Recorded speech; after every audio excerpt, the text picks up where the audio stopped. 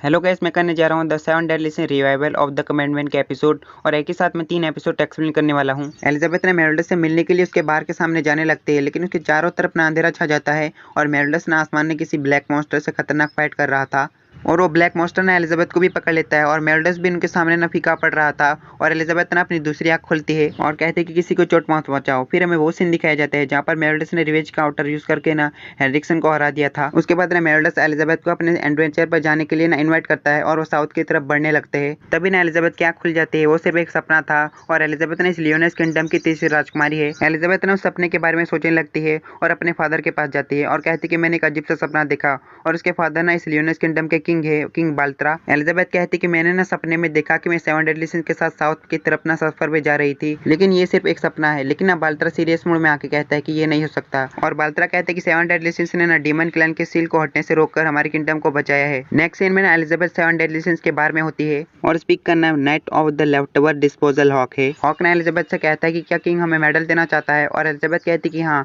वो ना 7 deadly since को सम्मानित करना चाहते हैं। हॉक कहता है कि तुम्हारा मतलब है कि मैं मेन मेंबर हूँ ना, और वो सब लोग ना बाजू के मेंबर है। तभी ना वहाँ पर 7 डेडली सिंस का कैप्टन आ जाता है और इसका नाम है ड्रैगन सिन मेल्यूडस। मेल्यूडस कहता है कि मैं कैसे लग रहा हूँ। एलिजाबेथ कहती है कि तुम बहुत ज्यादा अच्छे लग रहे हो और हॉक कहता है कि ये कपड़े कैसे, और मेल्यूडस बताता है कि ये ना एलिजाबेथ ने दिए है। तभी ना यहाँ पर ना 7 डेडली सिंस का दूसरा मेंबर आ जाता है जिसका नाम ना गॉड सिन लॉस्ट गॉथर है और मेल्यूडस और हॉक दोनों कहते हैं कि ये कपड़े कैसे है और गॉथर बताते हैं कि ये ना मेरी लवर ने दिए है। मेल्यूडस कहता है कि लगता है कि तुम किताब पढ़ पढ़ के ना खुद की फैंटेसी की दुनिया बना ली है। और यहाँ पर ना 7 डेडली सिंस का तीसरा मेंबर भी आ जाता है, grizzly sin of sloth King. Hawk ना किंग से कहता है कि तुम्हारे पीछे ये टोपी कैसी, और किंग बताता है कि ये मेरे दोस्त का तोहफा है। और बाहर ना बहुत बड़ी जायंट आ जाती है और ये 7 डेडली सिंस की चौथी मेंबर है और इसका नाम ना सरपर सिन ऑफ एनवी डियन है। डियन कहते कि ये कपड़े कैसे लग रहे हैं, ये मुझे ना मर्लिन ने दिया। और यहाँ पर ना मर्लिन भी आ जाती है और ये 7 डेडली सिंस की पांचवी मेंबर है और इसका नाम ना वोवर सिन ऑफ ग्लैटनी मर्लिन है। और 7 डेडली सिंस का छठवां मेंबर ना आता है और कहते हैं कि इतना शोर क्यों मचा रहे हो, और इसका नाम ना फॉक्स सिन ऑफ ग्रेट पान है। और पान पर ना डियन चिल्लाना शुरू कर देती है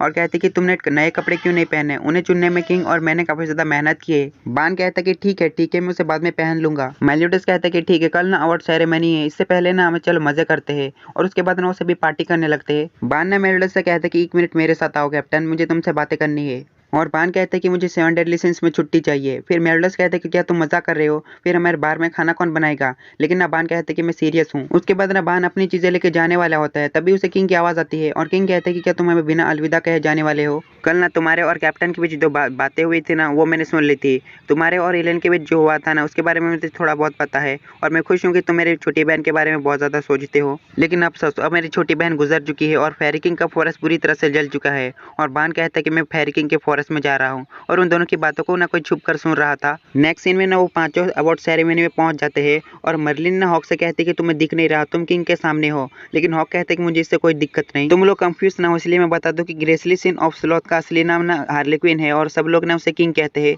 ठीक है, तो स्टोरी कंटिन्यू। और कुछ बंदे बातें करने लगते हैं कि उन्हें सम्मानित क्यों किया जा रहा है। शायद ना मेलोडस उनकी बातें सुन लेता है और किंग कहते हैं कि 7 डेडली सिंस और लेफ्टओवर डिस्पोजल। लेकिन एलिजाबेथ उसे धीरे से कहती है कि उसका पूरा नाम लो। किंग एकदम इज्जत से कहता है कि the knight of the leftover disposal hawk और 7 डेडली सिंस ने किंगडम में आई हुई परेशानी को खत्म किया है और किंगडम को बचाया है, इसलिए उन्हें पुरस्कार के तौर पर मेडल दिए जाएंगे। मेलोडस कहता है कि ऑब्जेक्शन। ये बात सुन के ना सब शौक हो जाते हैं, लेकिन मेलोडस पीछे मुड़कर कहता है कि जिसे भी इससे परेशानी हो ना सामने आ जाओ। और सामने ना 3 बंदे आते हैं और एक बंदा कहता है कि ये तो प्लेडिस ऑफ द अजू स्काई है। द प्लेडिस ऑफ द अजू स्काई का leader great Holi night assistant Denzel है। और उन तीनों में से पहले बंदे का नाम डोगेडो होता है और वो प्लेटिनम रैंक का होता है और दूसरे बंदे का नाम वेलो होता है, इसका नाम तो काफी ज्यादा अजीब है और वो भी प्लेटिनम रैंक का होता है। और तीसरे बंदे का नाम डेथ प्रेस होता है और वो डायमंड रैंक का होता है। और मेलोडस कहता है कि मुझे तो लगा था और भी लोग होंगे, लेकिन तुम 3 हो। डेथ प्रेस कहता है कि मैं देखना चाहता हूँ कि लेजेंडरी नाइट कितने ताकतवर है जिसने किंगडम को दुश्मनों से बचाया। तभी ना एक सैनिक आकर कहते हैं कि तुम्हें देखना चाहिए, तुम किंग के सामने हो। लेकिन डेथ प्रेस कहता है कि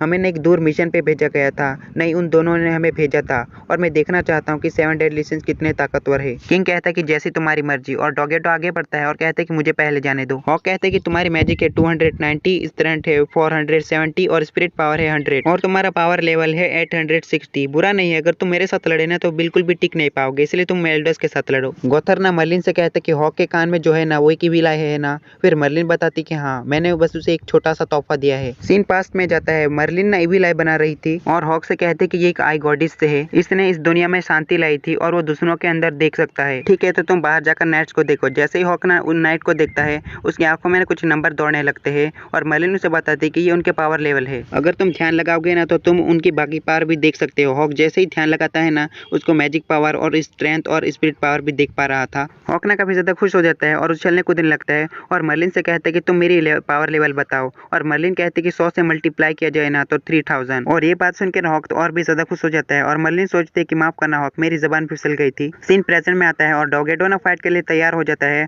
और उस पर पंचेस की बरसात कर देता है, लेकिन मेरोडस उसके सारे पंच को डॉज करता है और उसे एक पंच में दूर फेंक देता है। डॉगेटो ना उठता है और कहता है कि तुम्हें बस इतनी सी ताकत है, हेंड्रिक्सन और ड्रेफ्यूस इससे हार जाता है ना तो वो बिल्कुल भी बेहतर नहीं है। हेंड्रिक्सन और ड्रेफ्यूस ग्रेट होली नाइट के नाम पर ना कलंक थे, उनके पास ना ग्रेट होली नाइट बनने की ताकत नहीं है। अगर इतना ही था ना तो मैं उसे पहले ही निपटा लेता। ठीक है, तो इन तीनों का इंट्रोडक्शन है मैं दोबारा से करवा देता हूँ। पहले बंदे का नाम ग्रीमर है और दूसरे बंदे का नाम गिलथंडर है और तीसरे बंदे का नाम ना हाउसर है। और ग्रीमर ना काफी ज्यादा गुस्सा होता है क्योंकि उसके फादर ना ग्रेट होली नाइट ड्रेफ्यूज थे, क्योंकि डॉगेटो ना ग्रीमर के फादर की काफी ज्यादा बेइज्जती कर रहा था, लेकिन ना गिलथंडर उसे शांत करता है। मेलियोडस कहता है कि मैं उन दोनों की तरफदारी नहीं कर रहा, लेकिन वो दोनों ना तुम्हें पलक झपकते ही मार सकते थे। मुझे नहीं पता कि उन लोगों को क्या हुआ था, लेकिन मुझे ये पता है कि उनके पास वो दिल और ताकत थी जिससे वो कुछ भी कर सकते थे। भले ही तुम्हारे पास ताकत हो लेकिन तुम्हारे पास वो दिल नहीं है।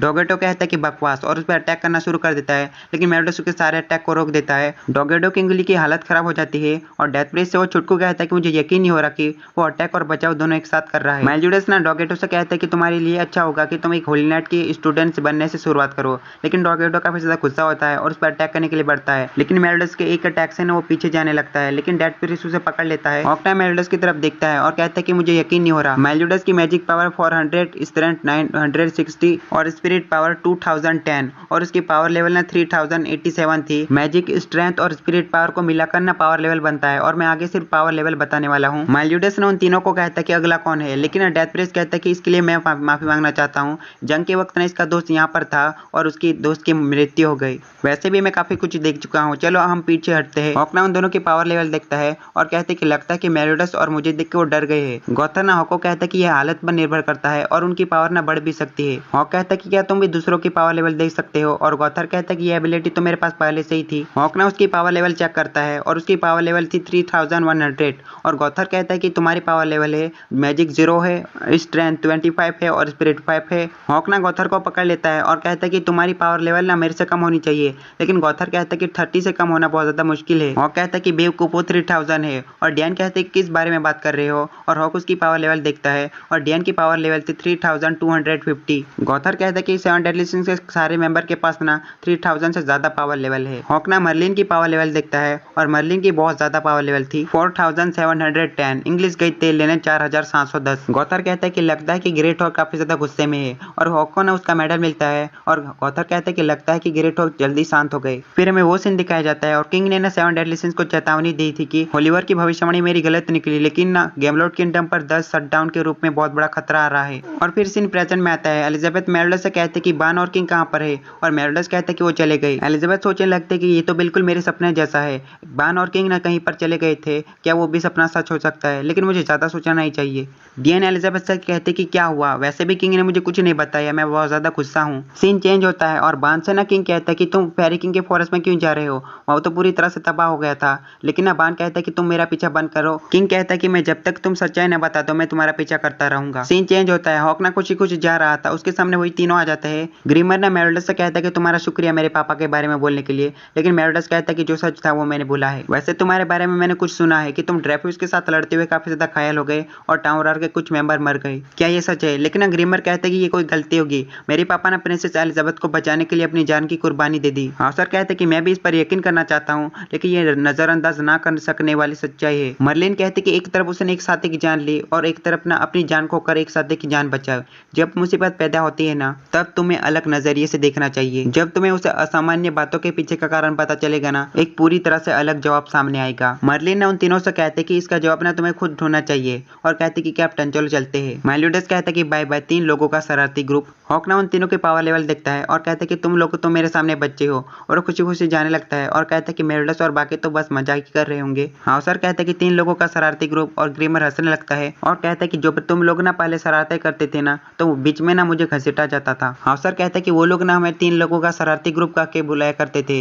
और गिल्थनर कहता है कि ये गलत है, मुझे घसीटा जाता था तुम्हारी शरारतों में। हाउसर कहता है कि जब भी हमें डांट पड़ती थी ना तो अक्सर हमें हेंड्रिक्सन बचाता था। चलो क्यों ना हम भी सच्चाई की जांच करते हैं। और ग्रेमर कहते हैं कि पर कैसे। सीन चेंज होता है जहाँ पर ना हेंड्रिक्सन का रिचुअल कंप्लीट हो जाता है और डीमन क्लैन की सील हट जाती है। और दूसरी तरफ ना मेलिडस सोचने लगता है कि 10 शटडाउन के रूप में कौन सी मुसीबत आ सकती है। और वहाँ पर ना सारी जगह हिलने लगती है। और डियन कहते हैं कि यहाँ पर चल क्या रहा है। और मेलिडस ना काफी ज्यादा सीरियस मूड में हो जाता है क्योंकि उसे डीमन क्लैन की सील के बारे में एहसास हो चुका था। और मेलिडस कहते हैं कि मुझे पता था कि वो है। सीन चेंज होता है जहाँ पर हेंड्रिक्सन गिरा होता है और उसके पास डीमन की ताकत भी नहीं होती। उसके सामने ना ड्रेफिस होता है और कहता है कि तुमने अच्छा काम किया, तुमने रिचुअल को कंप्लीट किया। और हेंड्रिक्सन भी उठ जाता है और ड्रेफिस कहता है कि ठीक है तो मैं तुम्हारी जान बख्श देता हूँ क्योंकि जिसकी बॉडी के अंदर मैं हूँ और ये इसकी आखिरी इच्छा है, तुम कहीं भी जा सकते हो। और हेंड्रिक्सन को अजीब सा एहसास होने लगता है क्योंकि उसके पीछे से ना वही 10 ब्लैक मॉन्स्टर थे और वो 10 ब्लैक मॉन्स्टर ना अपने रियल फॉर्म में आते हैं। और उनके बीच में से ना एक बंदा आता है जो बिल्कुल मेलिडस की तरह दिख रहा था और वो कहता है कि वो अभी भी जिंदा है, कमीना मेलिडस।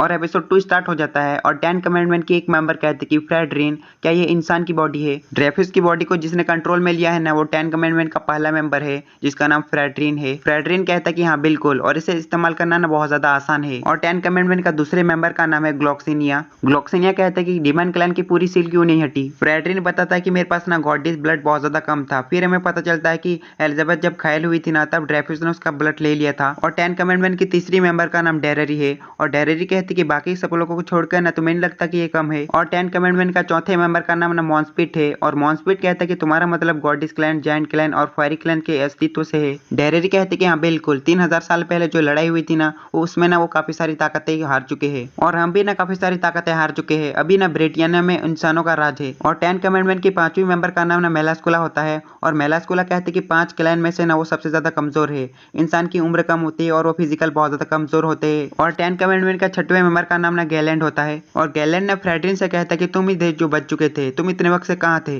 फ्रेडरिन बताता है कि 10 साल पहले ही मैं उठा था और मुझे भी काफी सारी परेशानी आई और 7 डेडली सिंस नाम के ग्रुप ने मुझे बहुत ज्यादा परेशान कर रहे थे और मुझे काफी ज्यादा मुश्किलें आई। और 10 कमेंडमेंट के 7वें मेंबर का नाम ना ग्रे रोट होता है और 8वें मेंबर का नाम ट्रोल। और 10 कमेंडमेंट का 9वें मेंबर का नाम जेल्ट्रिस होता है और वो सभी का लीडर होता है और वो मेलिडस की तरह दिख रहा था। और 10 कमेंडमेंट की लास्ट मेंबर का नाम ना एस्तारोसा होता है और एस्तारोसा कहती है कि मैं बहुत ज्यादा थक गई हूँ, वैसे हमें आराम करना चाहिए। जेल्ट्रिस कहता है कि हाँ तुमने सही किया, वैसे भी इस सील की वजह से हमारी मेडिकल पावर कम हो चुकी है। अगर मुझे ठीक से याद है ना तो एडिनबर्ग का माउंटेन ना ईस्ट की तरफ है, हमें वहाँ पर चलना चाहिए। और 10 कमेंडमेंट ना ईस्ट की तरफ जाने लगते हैं। सीन चेंज होता है, बान ना किंग से कहता है कि तुम्हें यहाँ से जाना होगा, डियन ने तुम्हारा इंतजार कर रही होगी। उसने कहा था कि अगर किंग चले जाता है तो वो तो अकेलेपन से मरी जाएगी। ये बात सुन के ना किंग काफी ज्यादा खुश हो जाता है, लेकिन बान कहता है कि ये मजाक था और किंग ने उसके शरीर में अपना वेपन घुसा देता है। बान को पता चल जाता है कि उनका कोई पीछा कर रहा है, इसलिए वो एक पत्थर पे अटैक करता है और उसके पीछे कोई और नहीं जेरिको होती है। बान कहता है कि तुम तो जान को हो, लेकिन ना जेरिको आकर कहते कि मेरा नाम जेरिको है। जेरिको कहते कि तुम लोग कहीं पर जा रहे थे इसलिए मुझे लगा कि तुम लोगों का पीछा करना चाहिए।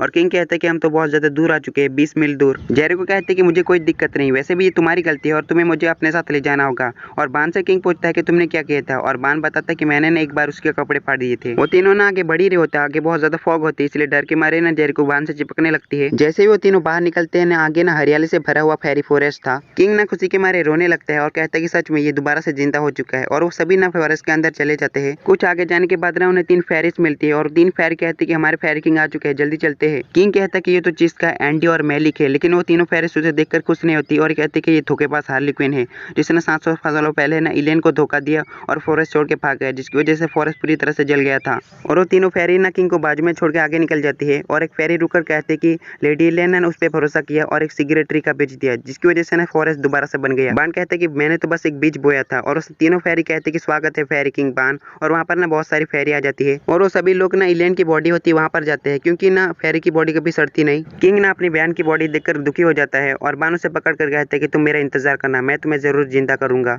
और सारी फेरिस ना बान से कहते हैं कि हम आपकी मदद कर सकते हैं, लेकिन बान कहते हैं कि अगर तुम मेरी मदद करना चाहते हो ना तो मुझे फेरी किंग बुलाना बंद करो, तुम्हारा फेरी किंग ना वो है। लेकिन सारी फेरिस कहती कि वो धोखेबाज है, उसने लेडी इलेन को धोखा दिया है। और बान कहता है कि तो मेरा क्या, मैंने भी उसके बेस्ट फ्रेंड को मारने की कोशिश की एक लड़की को जिंदा करने के लिए। सीन चेंज होता है और लियोनिस की दूसरी राजकुमारी ने कहते कि ये तीनों सफर पे जाने की घटिया बातें कर रहे हैं। ग्रीमर कहता कि हम आपको बताना चाहते थे लेकिन आपको बताना बहुत ज्यादा मुश्किल था। सीन ना पास में जाता है जहाँ पर वो तीनों ना लाइब्रेरी में होते हैं और हाउसर कहता है कि मर्लिन ने कहा था कि हमें दूसरी नजरों से देखना चाहिए और वो तीनों ना उसी निशान को देख रहे थे। ग्रीमर कहता है कि ऐसा कुछ है जो मेरे पिता नहीं है, हमें क्या करना चाहिए। गिल्थेंडर कहता है कि इस वक्त ना हम अपनी आंखों से देखकर ही उसे पक्का कर सकते हैं। और सीन ना प्रेजेंट में आता है और ग्रीमर कहता है कि बस मैं चाहता हूँ कि मेरे पापा की आत्मा को शांति मिले, मैं वापस जरूर आऊंगा प्रिंसेस वेरोनिका। वेरोनिका ना मान जाती है और कहती है कि तुम दोनों का काम है, तुम दोनों ना ग्रीमर को प्रोटेक्ट करना। और गिल्थेंडर ना लियोनेस की पहली राजकुमारी से कहता है कि मेरा इंतजार करना प्रिंसेस मार्गरेट, में जरूर आऊंगा। और उन दोनों कैसे लपटा करते देखकर ना हाउसर का ना मूड खराब हो जाता है और वो तीनों ना सफर पे चले जाते हैं। सीन चेंज होता है। मेलोडस के पास ना एलिजाबेथ जाकर कहती कि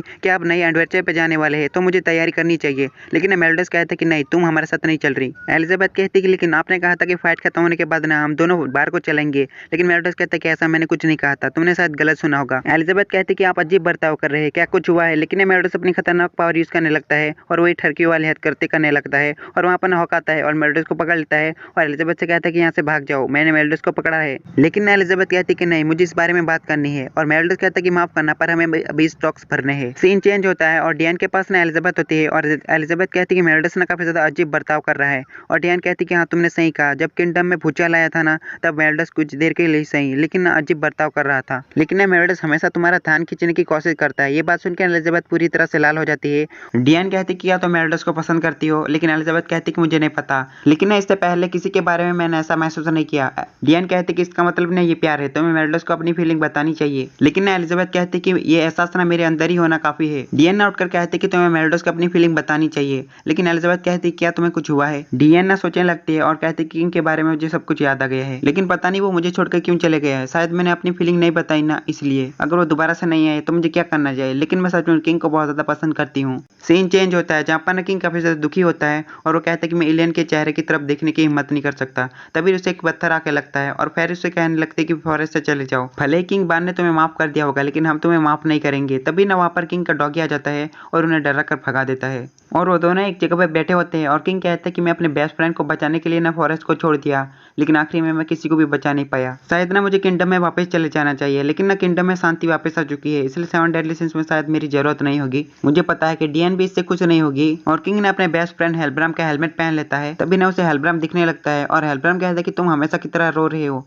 लेकिन किंग कहता है कि तुम तो मर गए थे। किंग ने हेलमेट उतार कर देखता है तो हेलब्राम उसे नहीं दिख रहा था और हेलब्राम की आवाज ना हेलमेट में से आने लगती है और हेलब्राम कहता है कि मेरी सोल ना हेलमेट के अंदर है, जब तुम हेलमेट पहनोगे ना तभी तुम मुझे देख पाओगे। और जैसे ही किंग हेलमेट पहनता है ना हेलब्राम उसे कहता है कि तुम छोटी से छोटी बातों पर रोने लगते हो, मैं तुम्हें ऐसे ही छोड़ के नहीं जा सकता। हेलब्राम को देखकर ना किंग काफी ज्यादा रोने लगता है और हेलब्राम कहता है कि तुम्हारी बहन का एक संदेश है मेरे पास, तुम्हें ना बान को प्रोटेक्ट करना होगा। लेकिन किंग कहता है कि मैं इसे कमीने इंसान को क्यों प्रोटेक्ट करूं। बान ना किंग की आवाज सुन लेता है और कहता है कि तुम किसे कमीने कह रहे हो, तुम्हारा दिमाग तो ठीक है ना। यहाँ पर जैसे ही मेरा काम खत्म हो जाएगा ना, इलैंड को ढूंढने का रास्ता मुझे जैसे ही मिल जाएगा ना, मैं फॉरेस्ट को छोड़ दूंगा। और जेरिको कहते कि मैं तुम्हारे साथ रहूंगी। बान ना जेरिको से कहते कि तुम्हें इसे कोई भी लेना देना नहीं है, लेकिन जेरिको कहते कि मुझे फर्क पड़ता है, तुमने मेरी जान बचाई थी। किंग बान से कहता है कि हम मर्लिन और कैप्टन से बात कर सकते हैं, लेकिन बान कहते कि मेरा कोई इरादा 7 डेडली सिंस में वापस जाने का नहीं है। अगर तुम्हें ना दूसरों के काम में दखल अंदाजी करना पसंद है ना, तो तुम्हें बोर हेड में वापस चले जाना चाहिए, वहाँ पर कोई है जो तुम्हारा इंतजार कर रहा है। डीएन ने जो तुम्हें कहा था ना वो बिल्कुल सच था, लेकिन किंग कहता है कि मैं दोबारा फंसने नहीं वाला। बान कहता है कि ये बिल्कुल सच है, ये ना फेस्टिवल के पहले दिन की बात है, जब ना तुम सुबह सुबह कहीं पर जा रहे थे ना, तब डीएन ने कहा था कि अगर तुम कहीं पर चले जाते हो ना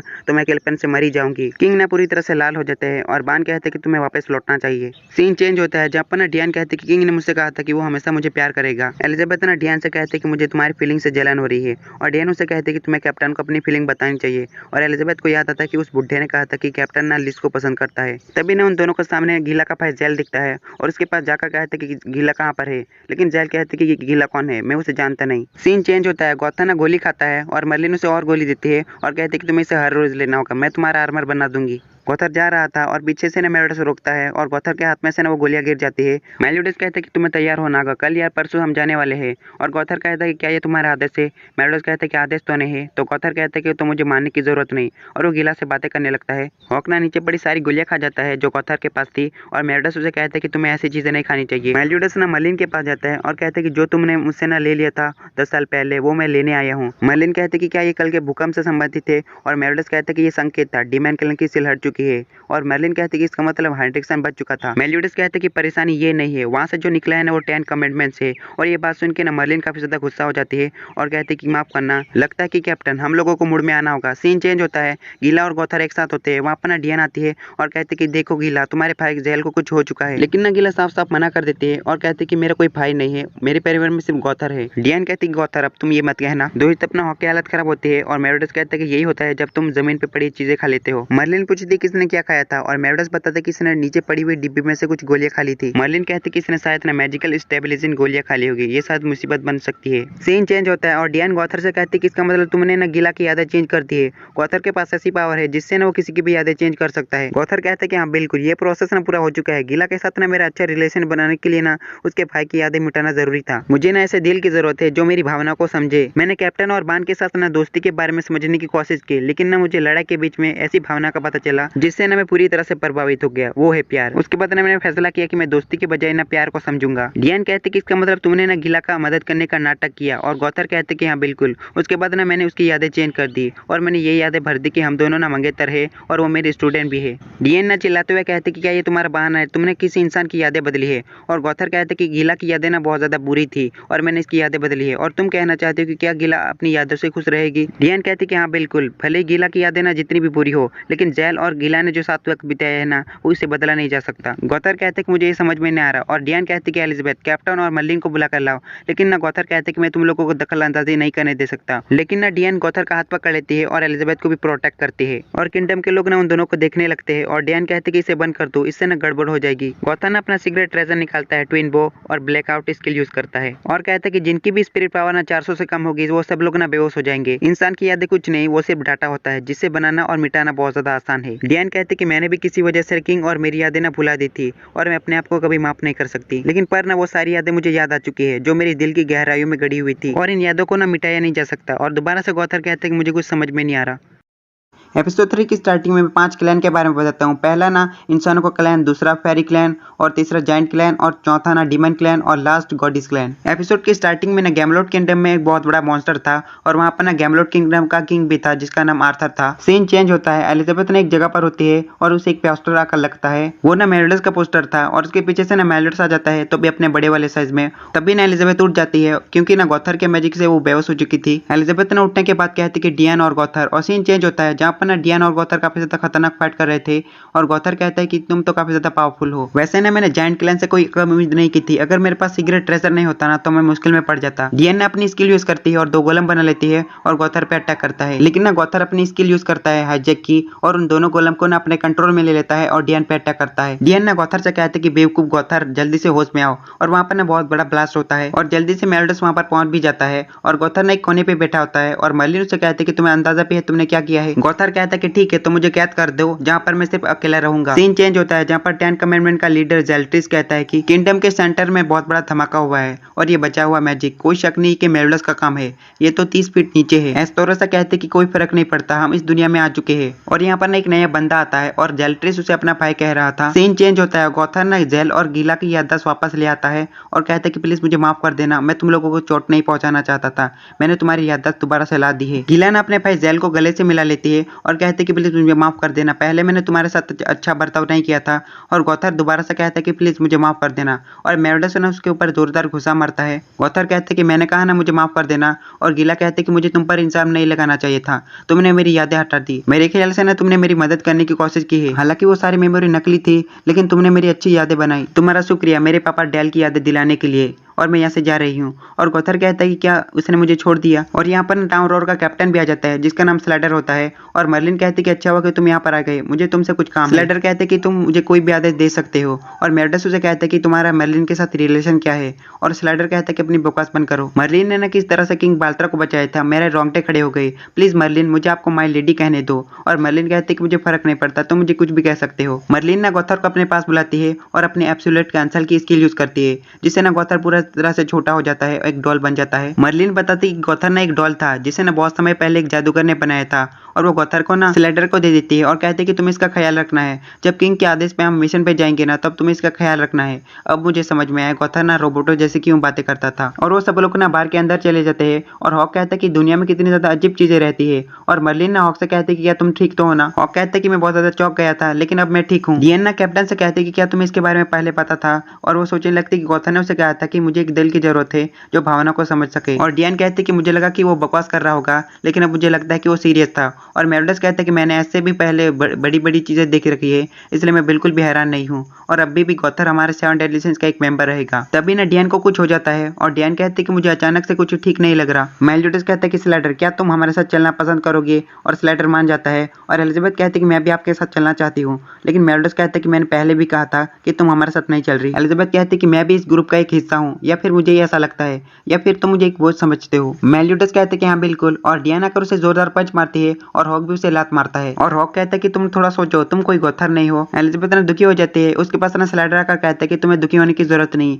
उसे बात करने की तमीज नहीं। और एलिजाबेथ कहती है कि ठीक है मैं समझ सकती हूँ। मेलोडस ना बस मुझे बचाने के लिए सब कुछ कर रहा है। लेकिन ये बात सुनकर मैं बहुत ज्यादा उत्साहित हो जाती हूँ क्योंकि वो हमेशा मेरी मदद करता है। स्लाइडर कहता है कि तुम क्या महसूस करती हो ये तुम्हें बताना चाहिए। एक लड़की के बात ना हमेशा लड़की को छू जाती है, मेरा तो मानना यही है। बार के अंदर ना मर्लिन कहती है कि हम प्लान बदलते हैं, हम गैमलॉर्ड किंगडम में जाएंगे। वहां से ना मुझे अजीब से मैजिकल पावर का पता चला है। मर्लिन ने अपनी पावर यूज करती है और पूरे बार को उड़ा लेती है और दूसरी तरफ ना वो बड़ा सा मॉन्स्टर हिलने लगता है और आगे बढ़ने लगता है। आर्थर ना अपने हुलनेट से कहता है कि क्या तुम हमला करने के लिए तैयार हो। लेकिन एक हुलनेट कहता है कि आसमान में देखो। आसमान में ना एक बड़ा सा पीक होता है और वो हॉक की मॉम होती है और हॉक की मॉम के ऊपर ना मेलोडस की पूरी टीम आ रही थी। हॉक कहता है कि ये तो बहुत ज्यादा बड़ा है, ये तो मेरी मॉम से भी बड़ा है। और डियन कहते हैं कि जायंट किलर में ऐसा कोई नहीं जो इससे बड़ा हो। मेलोडस कहता है कि इसके अंदर से ना अलग अलग मैजिक पावर का सोर्सेज का पता चला है, ये शायद एक बहुत बड़ा गोलम है। नहीं ये तो एक ग्रेट बीस्ट एल्बियन है, ये एक डीमन क्लैन का हथियार है।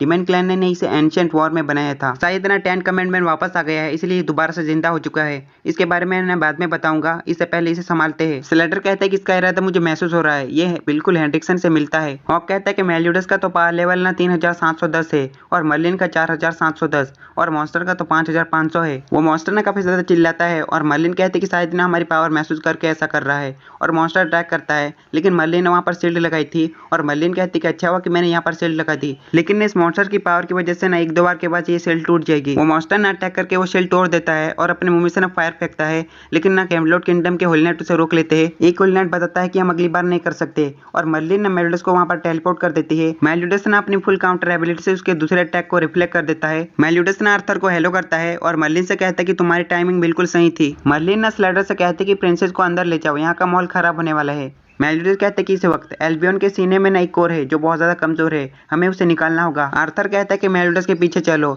लेकिन ना वो मॉन्स्टर आर्थर को पकड़ लेता है लेकिन मेलोडस उसे देख लेता है और उसे बचा लेता है। आर्थर कहता है कि मेलोडस इस अटैक के बाद तो तुम्हारी तलवार टूट चुकी है। मेलोडस कहते हैं कि हेंड्रिक्सन के फाइट के बाद ना ये तलवार बहुत ज्यादा कमजोर हो गई थी। तुम्हारा शुक्रिया, तुम दोनों ने ना मेरा बहुत समय तक साथ दिया। आर्थर कहता है कि बिना हथियार के फाइट करना मुश्किल रहेगा और वो मॉन्स्टर ना अटैक करता है और मर्लिन कहती है कि कैप्टन वो चीज ना मैं तुम्हें लौटाती हूँ। मर्लिन ना मेलोडस का सीक्रेट ट्रेजर लौटाती है जिसका नाम लॉस्ट वेन था। और मर्लिन कहती है कि 10 साल पहले तुमने ना इसे कहीं पर बेच दिया था, मैंने खरीद लिया और ये महंगा था, इसके बदले में कुछ लेना चाहूंगी। वो मॉन्स्टर ना मेलोडस पर अटैक करता है लेकिन मेलोडस ना खतरनाक स्पीड दिखाता है और उस मॉन्स्टर के हाथ ना टुकड़े टुकड़े कर देता है। आर्थर कहता है कि मेलोडस कितना ज्यादा तेज है और मॉन्स्टर ना अपने शरीर में से कुछ निकालता है और डियन कहते कि ये तो कितना ज्यादा अजीब है और मॉन्स्टर ना मेलोडस पर अटैक करने के लिए बिल्कुल तैयार हो जाता है। डियन कहते कि कैप्टन अकेला इसे निपटा नहीं सकता। लेकिन एक साथ मेलोडस 5 हो जाते हैं और वो पांचों ने एक साथ अपने फुल काउंटर एबिलिटी को यूज करता है जिससे ना बहुत बड़ा ब्लास्ट होता है और सारे के सारे ना देखते ही रह जाते हैं और मॉन्स्टर ना पूरी तरह से मर जाता है। और मेलोडस कहता है कि मैंने शायद उसके कोर को नहीं उसे ही पूरा खत्म कर दिया। और स्लाइडर कहता है कि क्या ये मेलोडस की असली ताकत है। और सीन चेंज होता है। किंग ना जेरिको से कहता है कि यहाँ से मैं जाने वाला हूँ, अगर तुम मेरे साथ आना चाहती हो तो आ सकती हो।